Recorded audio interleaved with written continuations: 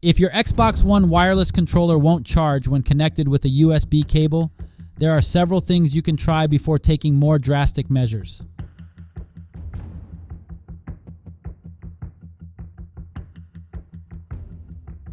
First, inspect the USB port on the top of the controller. Use a flashlight to look for any debris, dirt, or dust buildup that could be obstructing the connection. Carefully use a toothpick to remove any visible debris. Next, with the controller powered off, plug the USB cable firmly into the port on the controller and ensure it clicks into place.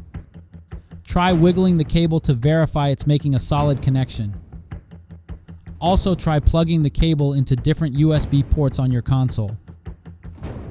If that doesn't work, power cycle the controller by holding the Xbox button for 10 seconds until the light flashes. This resets the connection.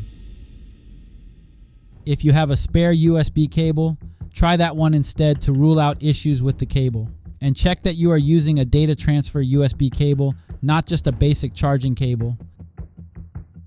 If all that fails, the USB charging port inside the controller may be damaged. You can search online for controller replacement parts and tutorials on how to safely disassemble your controller to inspect and replace the USB port if needed.